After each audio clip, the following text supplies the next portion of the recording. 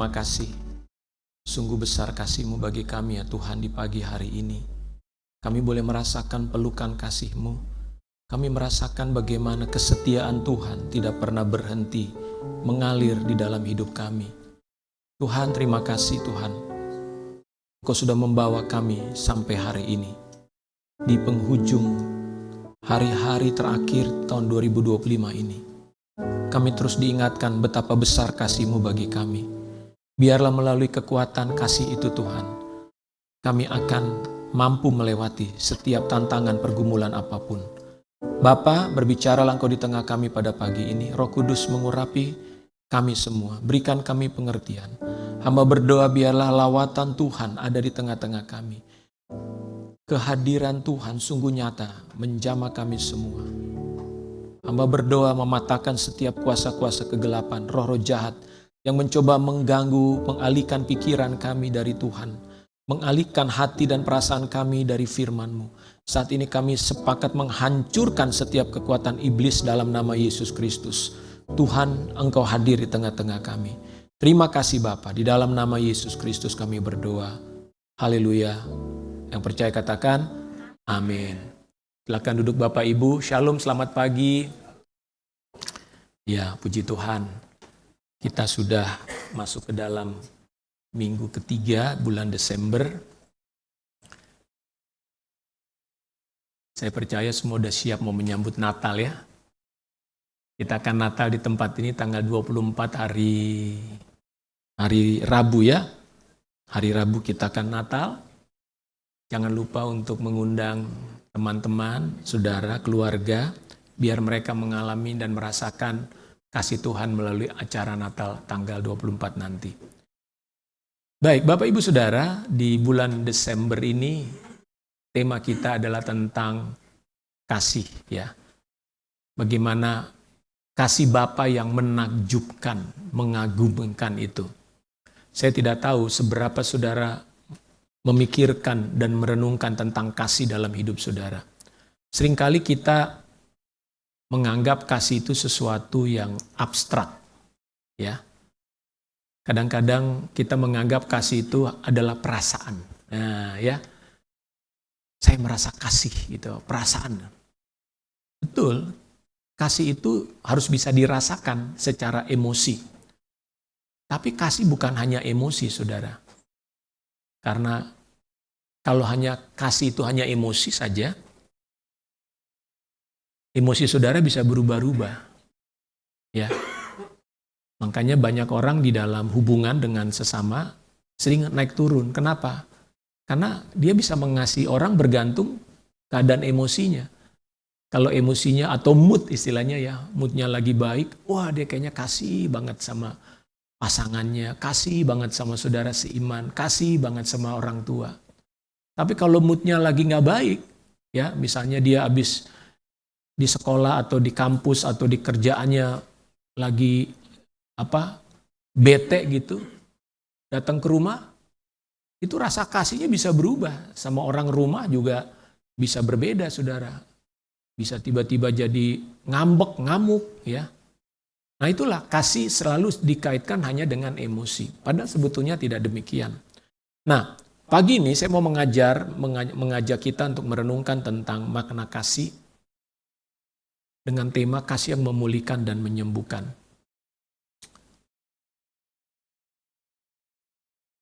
Next ya. Saudara-saudara, perubahan apa yang kita lihat pada zaman ini menurut saudara? Kalau saudara pikirkan bagaimana sih keadaan manusia pada zaman ini? Ya.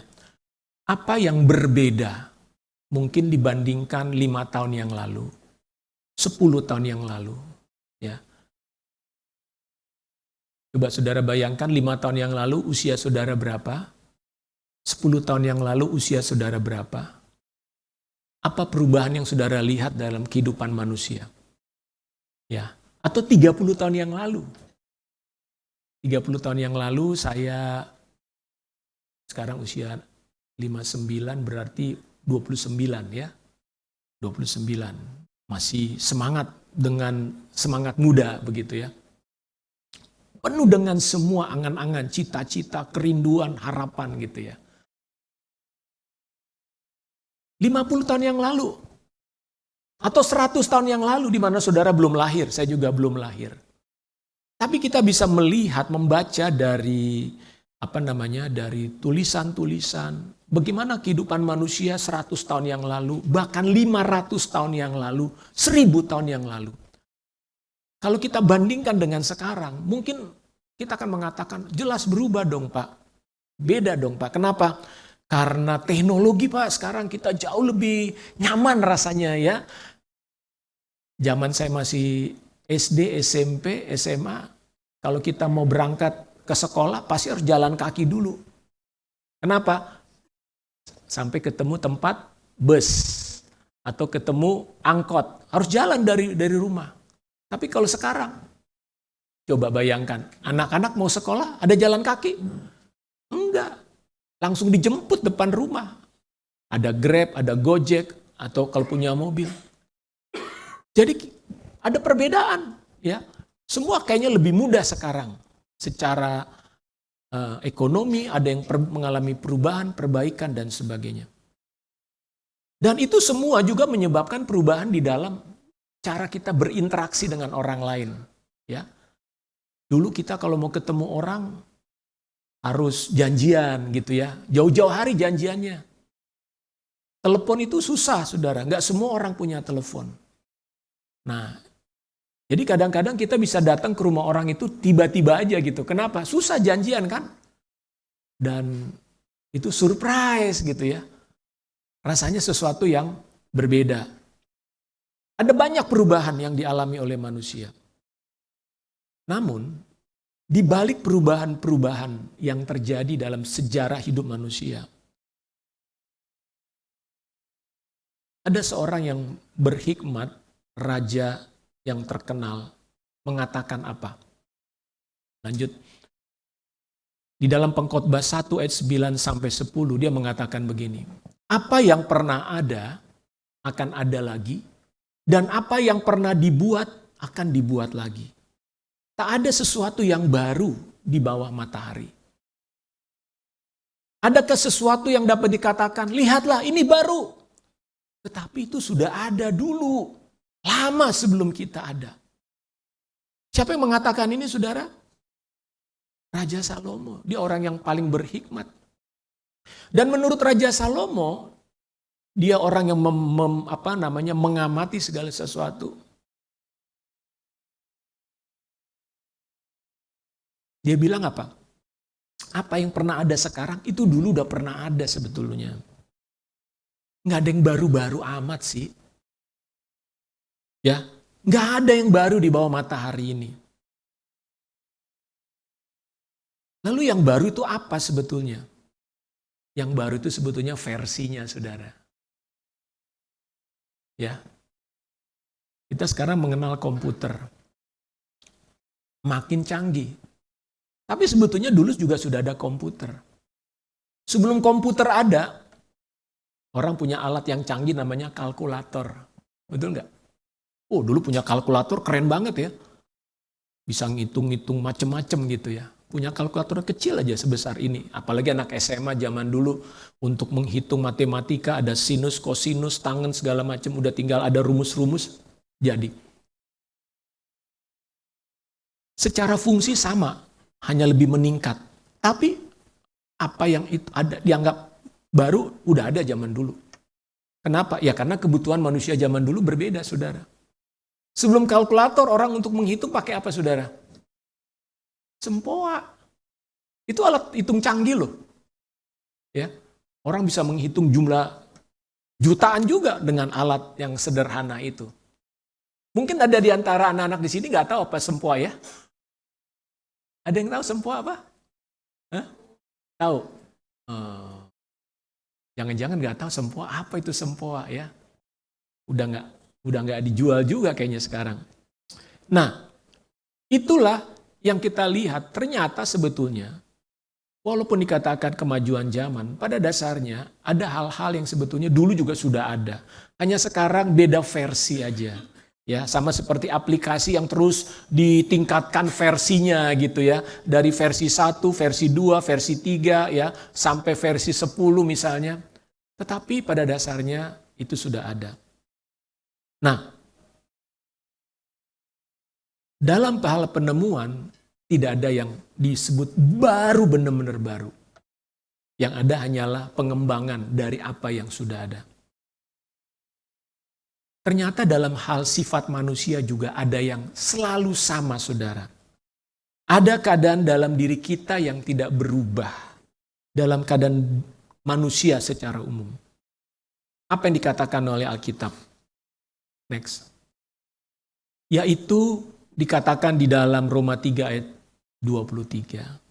Semua orang, semua manusia telah berbuat dosa dan kehilangan kemuliaan Tuhan.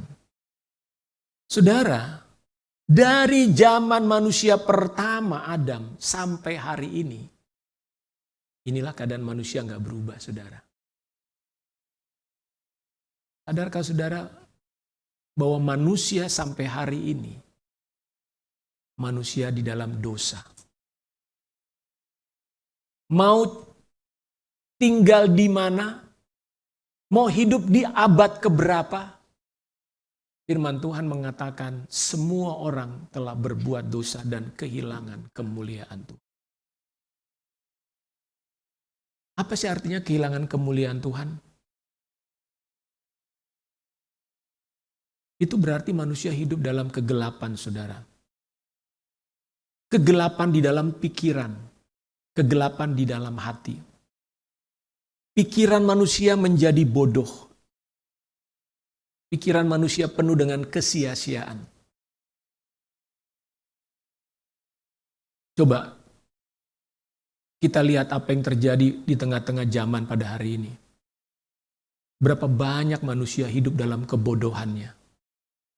Pinter secara intelektual, pinter secara akademis, tapi bodoh di dalam batin dan jiwa. Contohnya apa, Pak? Nanti saya akan perlihatkan. Dosa menghilangkan kemuliaan, sehingga akhirnya apa? Dikatakan hati ini dipenuhi dengan berbagai keinginan hal-hal yang jahat. Hal-hal yang buruk. Dengan kata lain, manusia kehilangan sifat mulia dari Tuhan. Karena waktu Tuhan menciptakan manusia, itu dikatakan diciptakan segambar dan serupa dengan Elohim. Kita memiliki sifat-sifat ilahi. Tetapi ketika manusia berdosa, sifat-sifat itu menjadi hilang. Kita dikatakan kehilangan kemuliaan Tuhan. Dosa mengakibatkan kematian, kehancuran, dan penderitaan.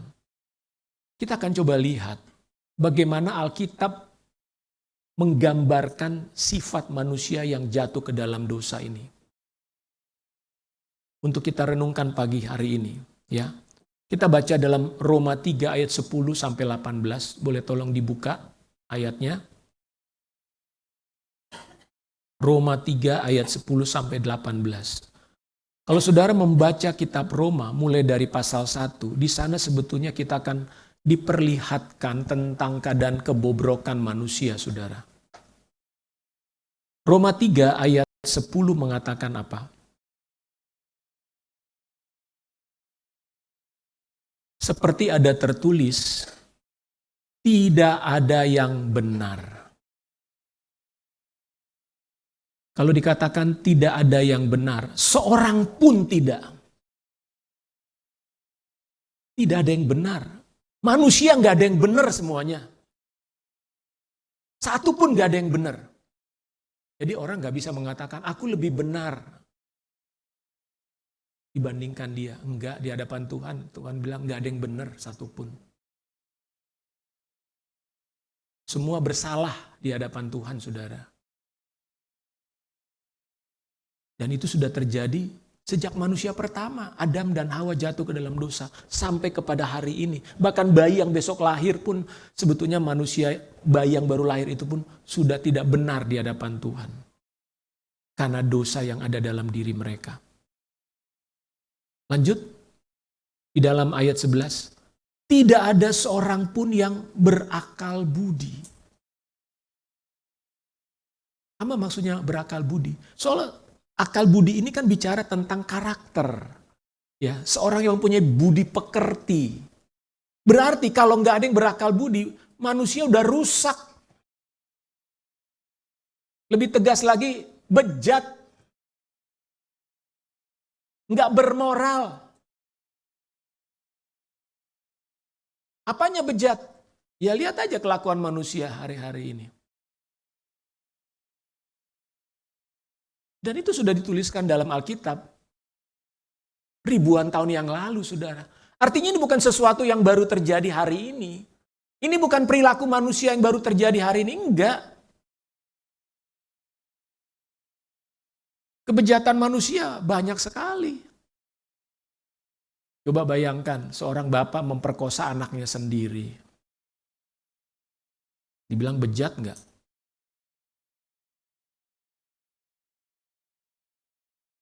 Bermoral enggak? Ada banyak hal kebejatan-kebejatan yang manusia lakukan. Makanya dibilang tidak ada yang berakal budi. Mungkin kita tidak melakukan hal semacam itu. Tapi ada jenis-jenis kebejatan lain yang mungkin kita lakukan. Hanya saudara dan Tuhan yang tahu. Hal apa yang pernah kita lakukan. Di dalam level tertentu mungkin. Lalu dikatakan tidak ada seorang pun yang mencari Tuhan. Manusia mencari apa? Mencari duit, mencari kekayaan, mencari Tuhan. No. Mencari jabatan. Manusia tersesat. Ya. Kalau tanpa Tuhan, manusia tersesat, saudara. Tanpa kebenaran, perjalanan hidup tanpa arah. Makanya manusia hanya melihat kepada apa yang dia inginkan saja. Bukan mencari apa yang Tuhan inginkan. Kalau orang mencari Tuhan, berarti dia ingin tahu apa yang Tuhan inginkan dalam hidupnya. Tetapi kalau orang tidak mencari Tuhan, ya dia akan tersesat.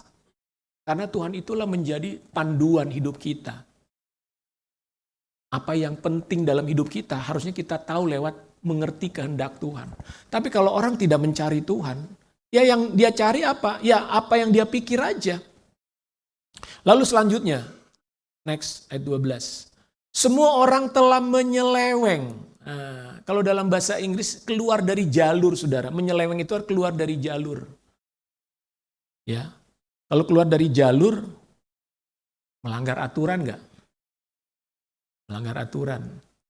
Makanya mudah kita lihat kan orang melanggar aturan itu suatu hal yang mudah untuk dilakukan. Apalagi kita di Indonesia ini. Melanggar aturan di jalan raya mudah sekali gitu ya. Tanpa merasa bersalah kan. Orang bisa naik motor melawan arah gitu ya. Tanpa dia merasa bersalah tuh. Aja gitu ya. Udah hampir nabrak, yang mau ditabrak itu malah dimarah-marahin. Padahal dia yang salah, dia udah ngambil jalur orang, dia mengelawan arah. Yang dimarahin malah orang yang benar jalurnya gitu loh. Melanggar prinsip-prinsip. Ada banyak penyelewengan terjadi dalam hidup manusia. Ya.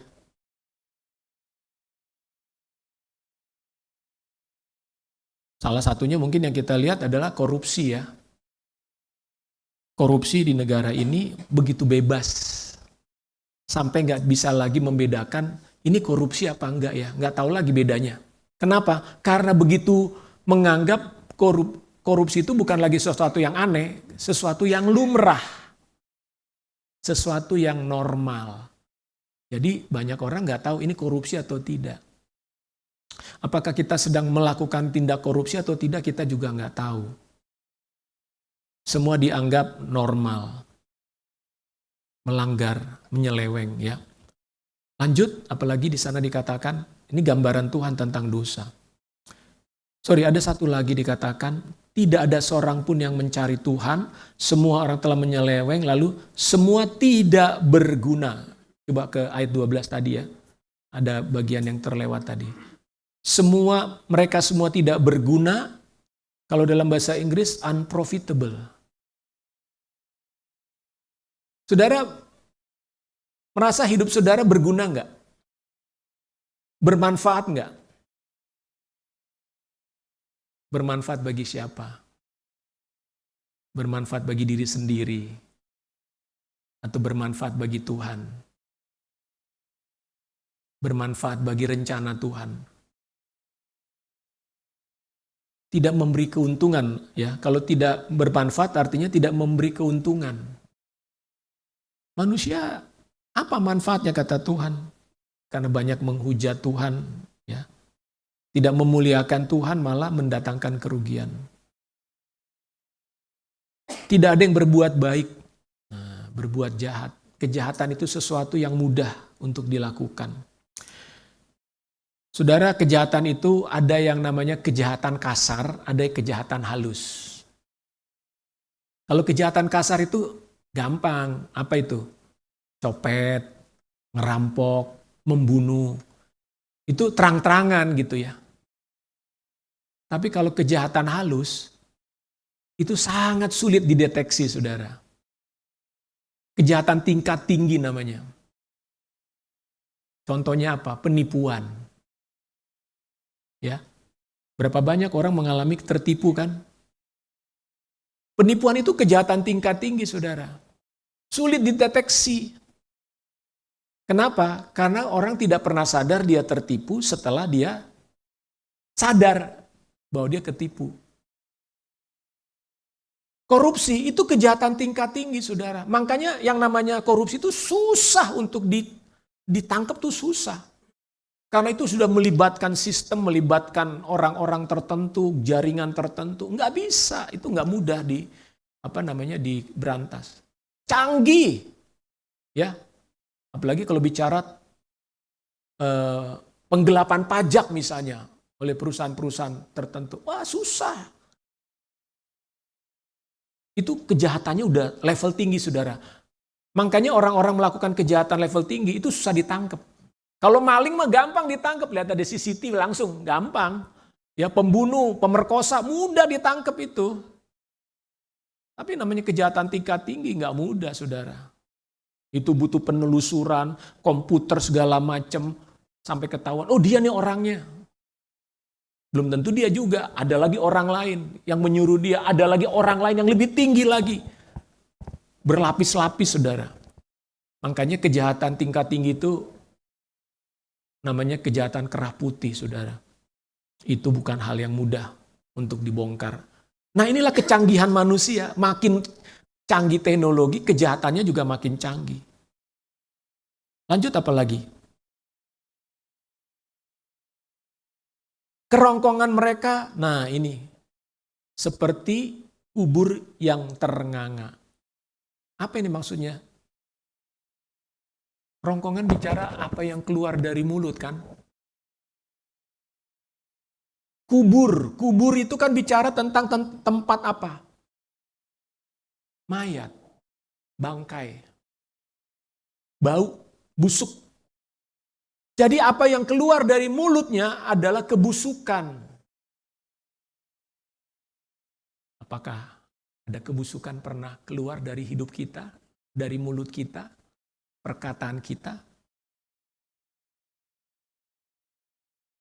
Ini banyak bicara tentang apa yang keluar dari diri kita, saudara ya. Lanjut, lidah merayu-rayu. Belum tadi. Oh, merayu-rayu. Apa ini lidah merayu-rayu nih? Kata-kata yang menyesatkan. Ya. Kata-kata yang menyesatkan, menipu, menghipnotis, merayu. Kan orang kalau merayu kan langsung, oh iya ya. Nah, tapi ujungnya apa? Mencelakakan. menghipnotis, memperdaya. Kalau istilah sekarang, tebar pesona. Nah, ya kalau dalam percintaan sih perlu merayu juga gitu ya. Kalau enggak nanti enggak mau dia kan. Tapi masalahnya merayu ini digunakan dalam kejahatan. Dalam penipuan. Kata-katanya selalu melambung tinggi, memberikan satu harapan yang besar ya. Makanya ada istilah hiperbola. Pernah dengar istilah itu? Hiperbola. Ya. Pokoknya Pak, kalau Bapak investasi di sini pasti untung. Tung, tung, tung, tung. Nggak taunya buntung. Dan manusia begitu terpesona dengan kata-kata yang merayu ini, saudara. Saudara pernah dirayu, tapi saudara juga pasti pernah merayu kan?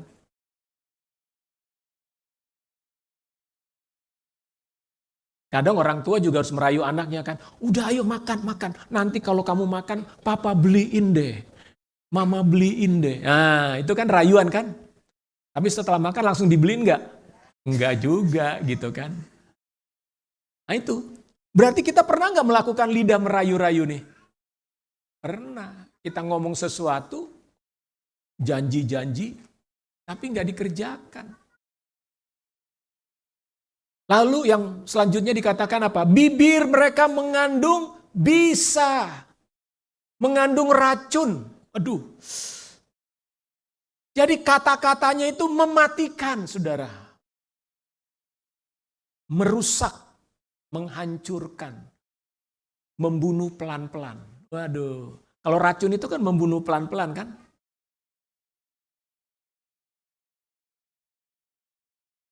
Lalu ada fitnah, gosip. Mulut penuh sumpah serapah. Berarti kepahitan ini. Mencaci maki orang. Mengutuki orang. Saudara, kalau kita lihat media sosial, itu adalah tempat yang paling enak orang untuk apa? Mensumpah serapah, mengutuki orang. Waduh, kita bisa lihat setiap hari ya di media sosial. Saya berharap anak-anak Tuhan tidak ada yang melakukan itu. Ya, sumpah serapah, semua aja, apa aja. Kebencian-kebencian yang dia utarakan di media sosial. Kepahitan keluar semua, saudara. Ya. Karena dalam ayat itu, kalau dalam bahasa Inggris, sumpah serapah dan kepahitan. Jadi ada kepahitan dalam hidup manusia. Saudara nanti baca lagi ayat ini ya, panjang saya nggak membahas ini lebih dalam.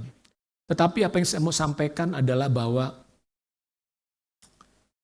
inilah gambaran dari orang kehilangan kemuliaan Tuhan. Kenapa? Karena manusia yang sudah jatuh ke dalam dosa. Lanjut. Kita kembali ke slide. Di dalam Roma 6 ayat 20 mengatakan, sebab waktu kamu hamba dosa, kamu bebas dari kebenaran. Jadi ada pertentangan dosa dengan kebenaran. Dosa dan kebenaran itu tidak bisa disatukan, tidak bisa dipertemukan, saudara. Makanya dikatakan, waktu kamu hamba dosa, kamu bebas dari kebenaran. Artinya, kamu nggak menjadi milik kebenaran. Kamu tidak punya kebenaran. Tidak ada orang yang di dalam dosa sekaligus bisa hidup dalam kebenaran. Itu tidak mungkin. Orang yang hidup dalam dosa, dia dikuasai dosa, dia diperbudak oleh dosa, kebenaran tidak ada dalam dirinya. Kebenaran itu membawa kehidupan, kedamaian, sukacita, kelimpahan. Tetapi dosa menyebabkan kematian, kehancuran, penderitaan, rasa duka, kepedihan, kebodohan, kemiskinan, dan sebagainya. Dan Paulus melanjutkan dalam Roma 6 ayat 21. Buah apakah yang kamu petik waktu itu yang menyebabkan kamu merasa malu sekarang? Paulus katakan sama orang Roma, dulu tuh kamu tuh kayak gitu tuh. Hidup kamu begitu rusaknya dulu. Coba kalau kamu ingat sekarang, malu nggak? Iya, kalau orang pernah hidup di dalam dosa, kemudian dia diselamatkan, dia melihat kepada masa lalunya, dia akan merasa malu. Aduh, hidup gue rusak banget ya. Oh, hidup saya begitu amat ya. Oleh karena itu, saudara-saudara, kita yang sekarang di dalam Tuhan, harusnya kita makin menyadari bahwa hidup di dalam dosa itu adalah sesuatu yang mengerikan. Hidup di dalam dosa, hidup di luar Kristus, itu adalah sesuatu yang mengerikan pada dasarnya. Makanya kalau kita lihat manusia-manusia atau orang-orang yang belum mengalami Kristus, mungkin kita bisa bercermin, aduh dulu saya mungkin seperti itu. Tentu Tuhan berharap saudara tidak lagi hidup di dalam dosa. Amin. Lanjut. Dosa mengakibatkan manusia mengalami kematian. Ya. Tadi sudah kita bahas, kematian itu bicara tentang ada hukuman yang kekal, kematian yang kekal, penderitaan. Saudara, kalau kita lihat bencana alam, ya, dalam arti tanah longsor, ini kenapa terjadi? Bukan karena hujan yang deras, saudara. Memang hujan deras punya faktor juga. Tapi kalau kita lihat bagaimana hutan-hutan digunduli, ini kan kejahatan manusia namanya. Keserakahan manusia. Alam dirusak. Tapi bukan hanya mengakibatkan alam yang dirusak, manusia menderita. Lihatlah. Berapa banyak rumah yang hancur. Berapa banyak orang yang mati akibat kerusakan alam.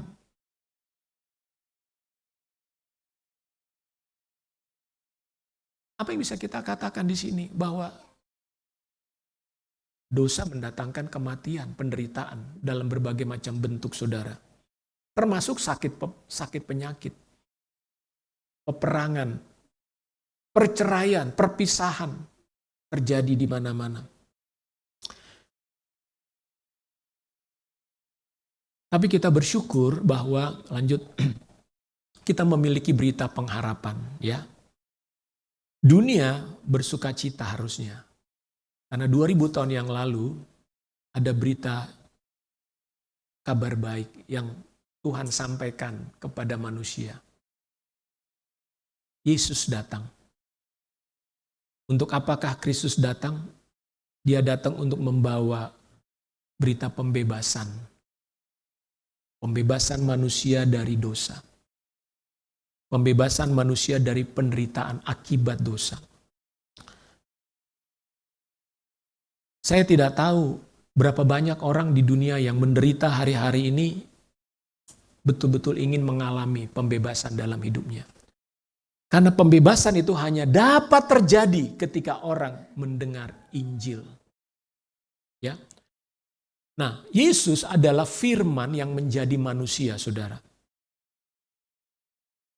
Dia adalah firman yang menjadi manusia. Dia datang untuk mengampuni, membebaskan manusia. Waktu Yesus datang ke dunia ini, apa yang Yesus lakukan? Kita lihat dalam Matius 14 ayat 14. Salah satu hal yang kita baca dalam Alkitab dikatakan, ketika Yesus mendarat, ia melihat orang banyak yang besar jumlahnya. Maka tergeraklah hatinya oleh belas kasihan kepada mereka dan ia menyembuhkan mereka yang sakit. Saudara, coba bayangkan ketika Yesus ada di bumi ini, Yesus melihat jutaan manusia. Atau ketika Yesus di sorga melihat keadaan manusia, 8 miliar jumlah manusia. Dengan keadaan manusia yang berdosa, dengan berbagai macam penderitaan yang terjadi akibat itu. Apa yang dialami, apa yang dirasakan oleh Yesus kira-kira? Kalau melihat ayat ini dikatakan, tergeraklah hatinya oleh belas kasihan. Jadi Yesus melihat orang berdosa itu adalah belas kasihan. Hati Yesus adalah hati yang berbelas kasihan melihat orang yang berdosa. Kenapa? Karena Yesus tahu penderitaan manusia terjadi akibat dosa. Jadi Yesus merasa kasihan sekali melihat keadaan manusia ini. Itulah sebabnya dia datang 2000 tahun yang lalu untuk menyatakan betapa Bapa di sorga mengasihi manusia dan dia tidak mengendaki satu orang pun binasa, satu orang pun tetap tinggal di dalam keadaan yang menderita karena dosa itu, saudara.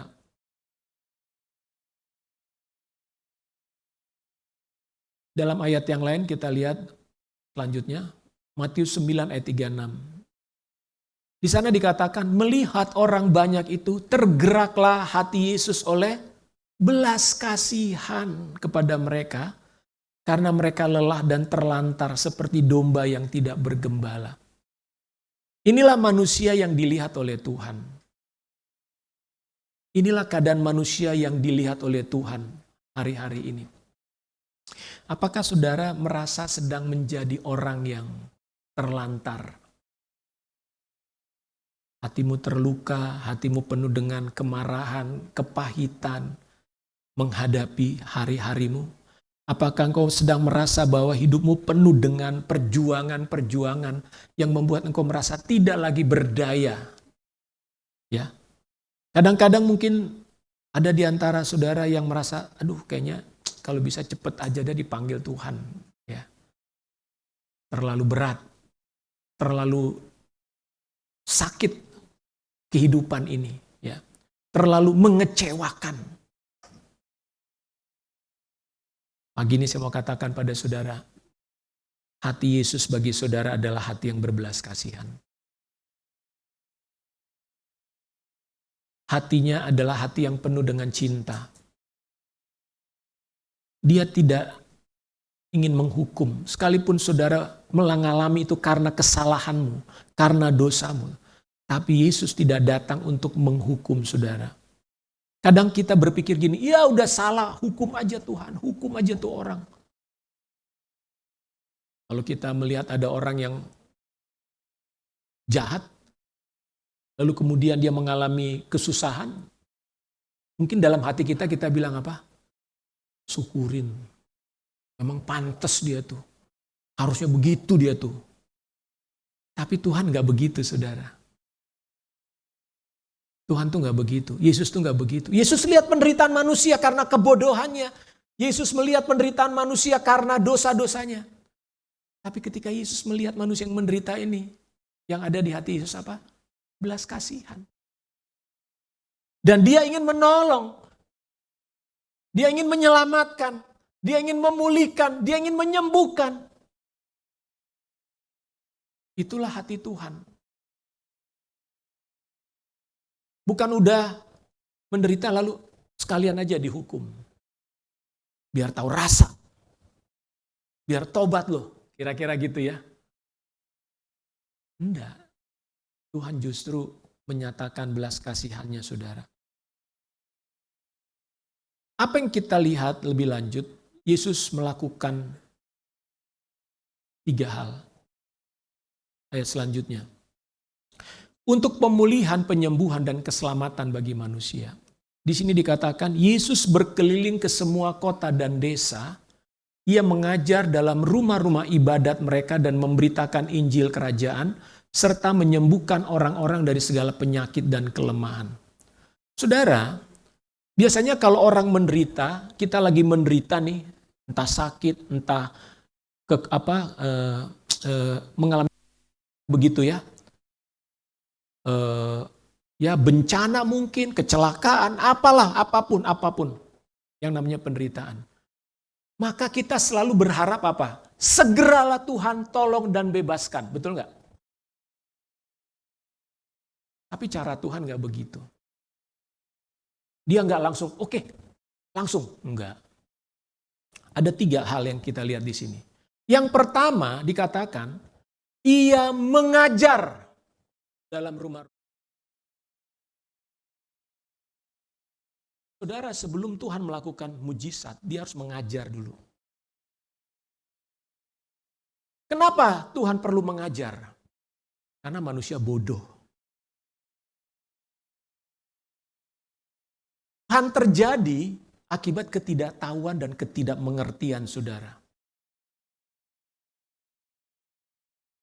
Itulah sebabnya kenapa kita tuh perlu belajar firman Tuhan. Kenapa Yesus perlu mengajarkan kepada kita tentang kebenaran? Karena kalau saudara tahu kebenaran, saudara akan dimerdekakan. Nah, banyak orang tidak mau diajar oleh Tuhan. Dia nggak pernah mau belajar firman Tuhan. Dia cuma mau dapat jawaban segera. Nggak begitu cara Tuhan. Tuhan harus ngajar dulu. Hei manusia, kamu harus ngerti dulu kenapa kamu mengalami ini.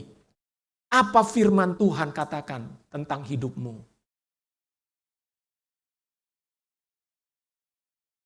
Makanya di dalam dunia modern, saudara, kalau orang mau dilepaskan dari kemiskinan, orang itu harus masuk ke dalam pendidikan.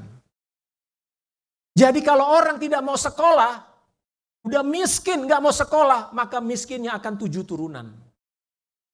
Salah satu cara memutuskan kemiskinan adalah sekolah. Jadi anak-anak muda jangan kalian sampai putus sekolah. Udah, gue mau kerja ya. Sekolah dulu. Supaya kau tidak bodoh. Jangan buru-buru kawin, sekolah dulu. Kenapa Tuhan mengajar? Saudara datang ke gereja untuk apa? Untuk diajar. Dengerin khotbah baik-baik. Ketika saudara datang ibadah, saudara dengar khotbah firman Tuhan, saudara diajar. Saudara akan dapatkan apa yang penting dalam hidupmu ini. Kalau saudara datang ibadah, nggak dapat apa-apa, saudara rugi.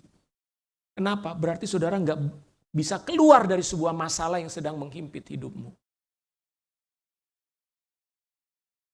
Makanya kenapa ada orang Kristen bertahun-tahun ke gereja hidupnya nggak berubah. Kenapa? Karena dia nggak dapat apa-apa dari khotbah. Karena dia nggak mau diajar. Dengar khotbah diharapkan khotbahnya untuk orang lain, bukan untuk dirinya.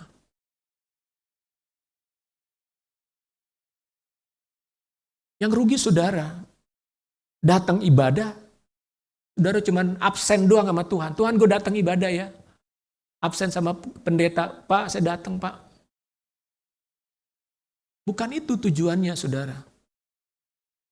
Tuhan ingin mengajar hidup saudara. Supaya saudara mengalami perubahan dalam pola pikir. Ya. Pola pikirmu harus dirubah.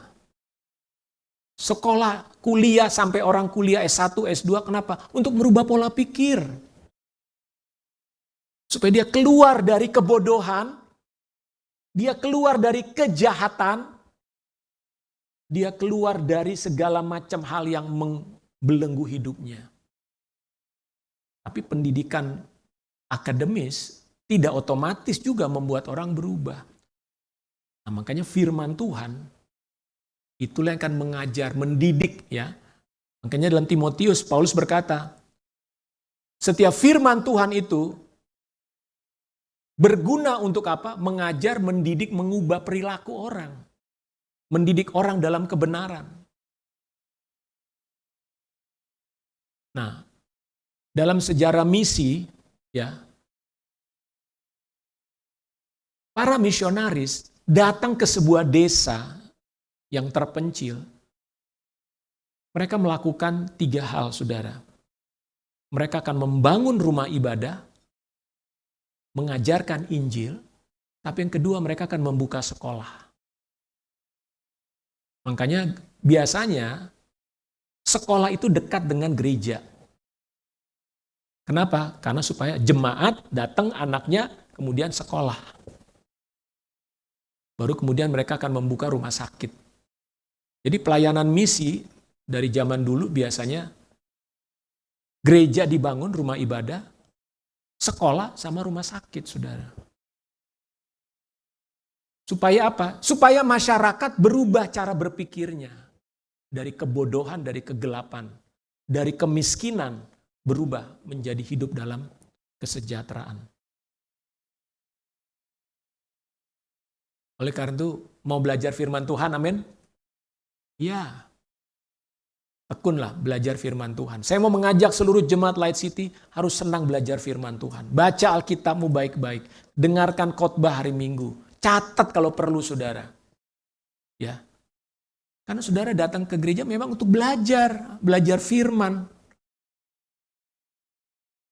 Selain saudara datang menyembah Tuhan, memuji Tuhan lewat pujian. Yang kedua, apa yang dilakukan oleh Yesus adalah memberitakan Injil. Apa itu Injil? Injil adalah berita kabar baik. Yang isinya adalah bahwa manusia yang berdosa sudah diampuni dosanya oleh Tuhan dengan percaya kepada Kristus. Itulah inti berita Injil. Kalau ditanya Injil itu apa? Injil itu sederhana. Dosamu sudah diampuni Tuhan, sehingga dengan demikian engkau bukan lagi orang berdosa, engkau sekarang orang benar, dan engkau percaya kepada Yesus Kristus. Ketika engkau percaya kepada Yesus Kristus, dosamu diampuni dan engkau menerima hidup kekal. Tapi bukan hanya itu. Dalam berita Injil juga disampaikan, ketika engkau percaya kepada Yesus, engkau disebut sebagai anak Tuhan, anak Elohim. Dan sebagai anak engkau berhak menerima janji-janji Tuhan. Statusmu berubah. Sekarang engkau menjadi seorang anak. Dan sebagai anak engkau hidup di dalam kasih karunia. Sebagai anak engkau hidup di dalam kelimpahan. Sebagai anak engkau hidup dalam perjanjian Tuhan. Itu hak saudara sebagai anak. Itulah berita Injil. Jadi berita Injil bukan hanya pengampunan dosa, tapi juga perubahan status. Saya menjadi seorang anak Tuhan. Hidup di dalam perjanjian, memiliki janji-janji Tuhan. Amin, saudara. Dan berita Injil juga menyatakan apa yang Yesus akan datang kembali untuk menjemput orang yang percaya kepadanya. Karena Yesus akan datang kedua kali sebagai Raja segala raja. Dia akan memerintah selama-lamanya. Saudara dan saya akan ikut di dalam pemerintahan Kristus di muka bumi ini. Wow. Berita Injil itu hebat nggak? Berita Injil itu menangkan nggak? Berita Injil itu baik tidak? Beritakanlah. Beritakan Injil. Injil itu bukan menjadikan orang itu Kristen. Injil adalah berita pembebasan. Injil adalah berita pengharapan. Injil adalah berita memberikan kepada manusia sebuah tujuan yang besar dan mulia, saudara. Banyak orang takut memberitakan karena dikira kamu jadi orang Kristen. Bukan.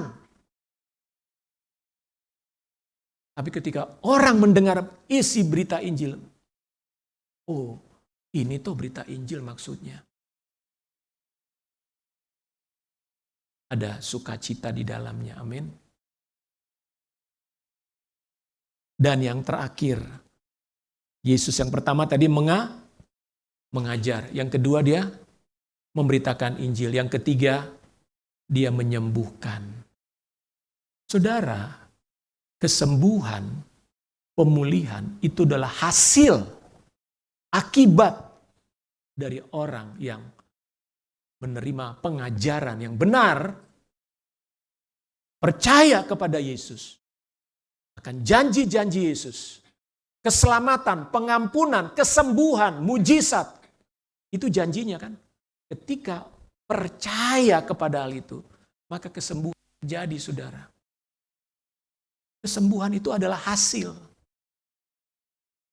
dari pemahaman yang benar tentang firman Tuhan, pemahaman yang benar tentang siapa itu Bapa, siapa itu Yesus, siapa itu Roh Kudus. Pemahaman yang benar tentang seluruh janji-janjinya. Kesembuhan itu hal yang mudah bagi Tuhan, saudara. Kesembuhan, mujizat, pertolongan itu hal yang menjadi hak saudara pada dasarnya. So, apa yang harus kita lakukan? Terakhir, Take action. Markus 1 ayat 15 mengatakan, waktunya telah genap. Kerajaan Elohim sudah dekat. Bertobatlah dan percayalah kepada Injil. Kalau kita ingin mengalami hidup yang dipulihkan, disembuhkan, kasihnya sudah dilimpahkan kepada kita 2000 tahun yang lalu. Yesus yang bilang gini, hari ini waktunya telah genap. Hari ini. Bukan besok, bukan minggu depan. Jangan tunggu tanggal 31 Januari, 31 Desember. Banyak orang, nanti tanggal 31 aku mau berubah. Nanti tanggal 1 Januari, aku akan mengalami sesuatu. Nanti pada saat aku ulang tahun, aku akan membuat sebuah komitmen yang baru. Ngapain nunggu besok? Ngapain nunggu tanggal 31 Januari? Ngapain tunggu ulang tahun depan? Hari ini kata Tuhan, sudah genap waktunya. Kerajaan sorga sudah datang. Bertobatlah dan percayalah kepada Injil. Mari kita sebagai jemaat Tuhan, perbaharui hatimu hari ini. Mari saudara, rindukan Tuhan dalam hidupmu hari ini. Jangan tunggu tanggal 31 Januari. Hari ini kau dengar firman Tuhan. Tuhan mau hidupmu berubah. Tuhan mau kau mengalami mujizat. Tuhan mau kau mengalami kesembuhan. Tuhan mau mengalami kau berkat-berkatnya. Apapun yang menjadi hal yang kau rasa beban dalam hidupmu selama ini. Katakan hari ini Tuhan, aku mau terima kebenaran firman-Mu. Aku adalah pemilik janji-Mu. Aku adalah anak-Mu. Tuhan Yesus memberkati. Mari kita tundukkan kepala kita, berdoa.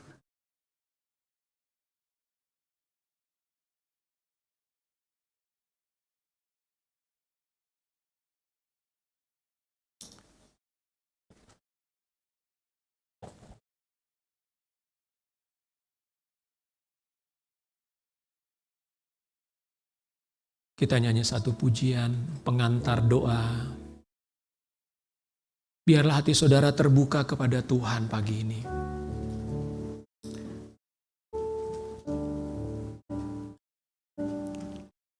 Tuhan merindukan hidup saudara dipulihkan, diubahkan. Tuhan rindu saudara terus mengalami satu kemajuan di dalam kehidupanmu. Tapi Tuhan mau saudara mengalami terlebih dahulu pengertian yang benar. Saudara hidup di dalam satu pertobatan yang sungguh-sungguh. Terimalah anugerah Tuhan di dalam Yesus Kristus itu. Hiduplah di dalam kasih karunia Tuhan hari lepas hari. Jangan saudara keluar dari sana. Teruslah engkau belajar firman Tuhan. Supaya engkau mengalami, memiliki pemahaman yang semakin teguh.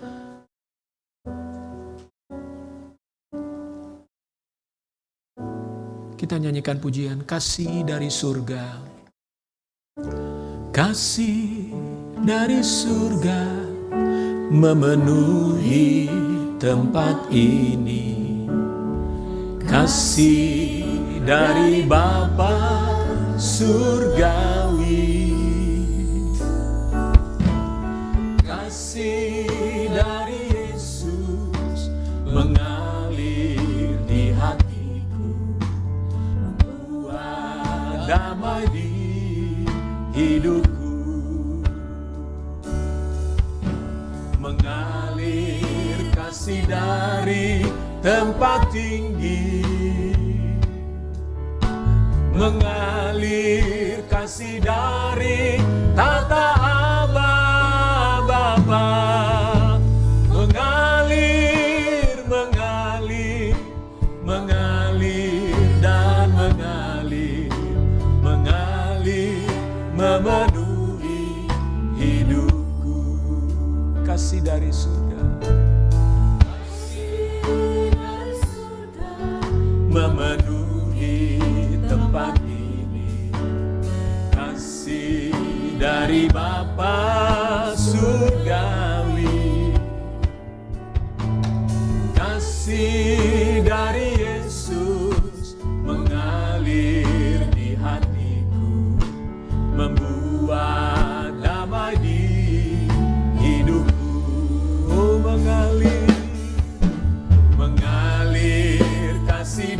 dari tempat tinggi,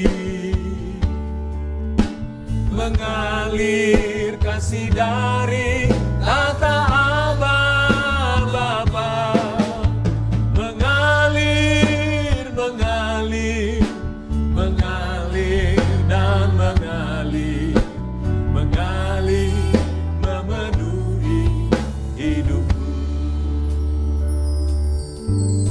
Saudara-saudara yang dikasihi oleh Tuhan, para anak-anak, remaja, pemuda yang ada di gereja ini, Tuhan ingin hidup saudara mengalami pembaharuan demi pembaharuan. Jangan engkau tetap tinggal dalam keadaanmu sekarang, saudara. Jangan engkau merasa puas dengan keadaan rohanimu hari ini.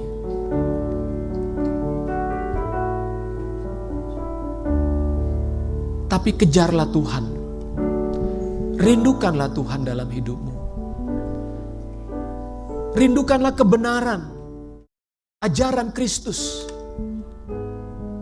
Sehingga engkau memiliki pemahaman yang semakin baik.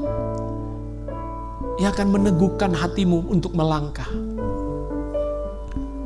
Ketika engkau mengejar Tuhan, mencari Tuhan, mencari kebenarannya.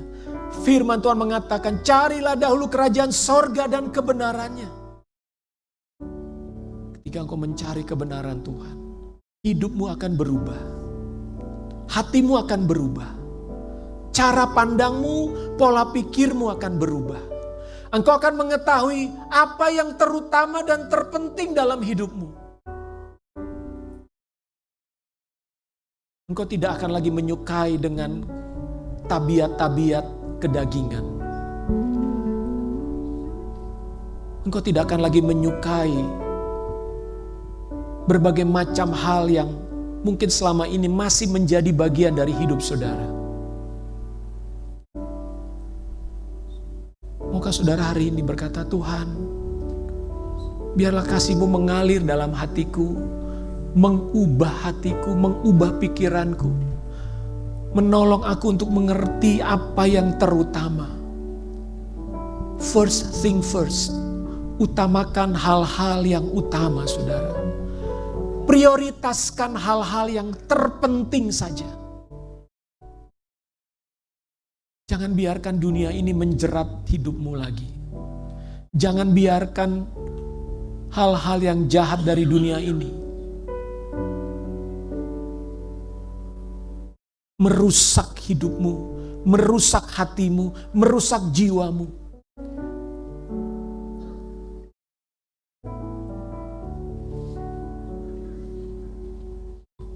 Tuhan ingin saudara dimerdekakan. Dia sudah menyediakan segala sesuatunya dalam hidup saudara.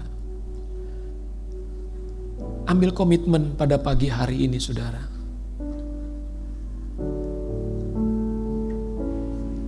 Saya berdoa agar firman Tuhan berbicara di hatimu. Saya berdoa, Roh Kudus, perbaharui gerejamu Light City ini. Perbaharui jemaatmu di Light City ini, Tuhan.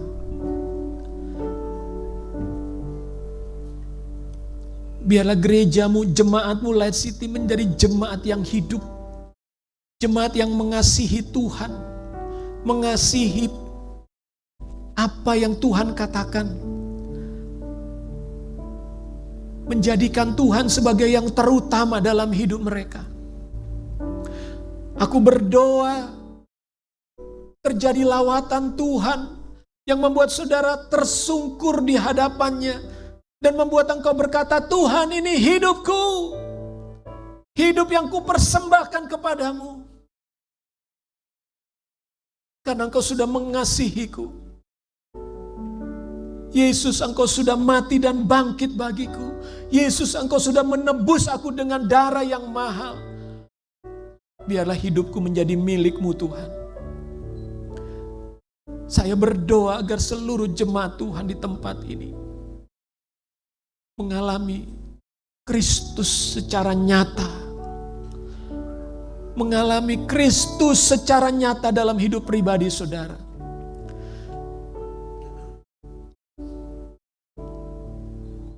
Rindukan itu saudara, rindukan itu.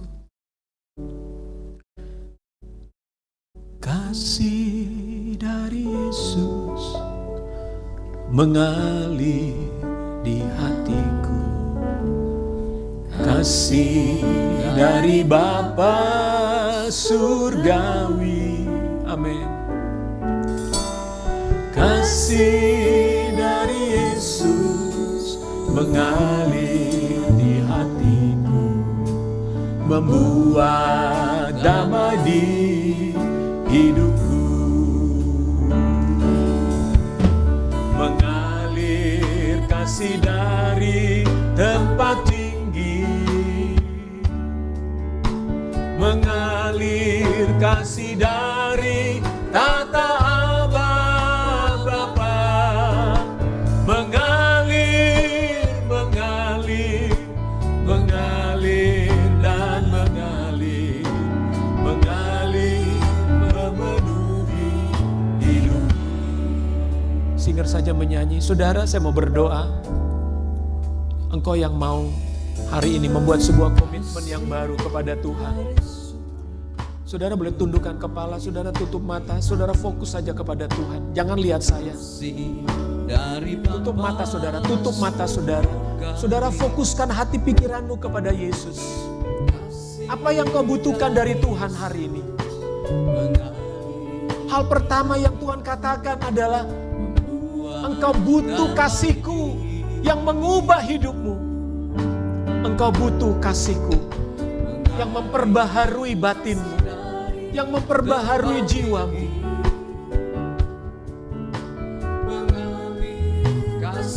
Berdoalah masing-masing saudara. Engkau yang membutuhkan kasih Tuhan. Saudara boleh angkat tanganmu, atau saudara boleh taruh tanganmu di atas dadamu. Katakan, Tuhan, aku membutuhkan aliran kasih-Mu saat ini. Mengalir memenuhi hidupku, mengalir membersihkan hatiku, mengalir menyembuhkan jiwaku, mengalir membangkitkan semangat yang sudah patah. Jika engkau katakan engkau membutuhkan,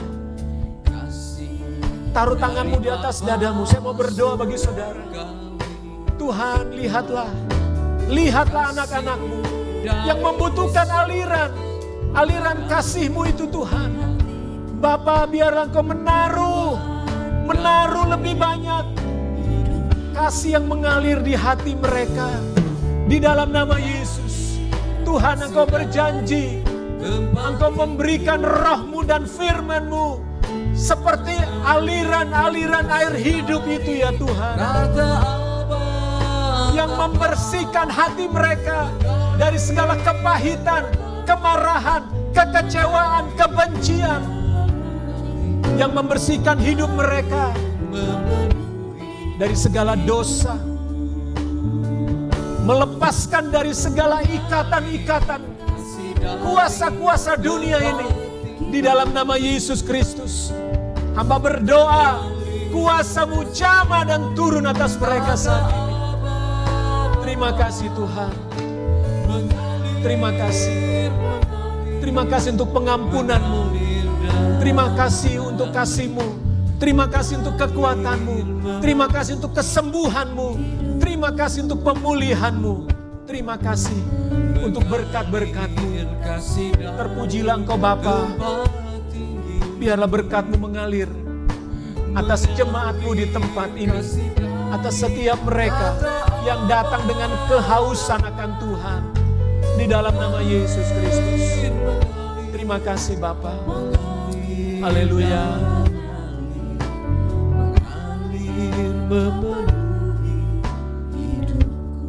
Terima kasih Tuhan. Haleluya.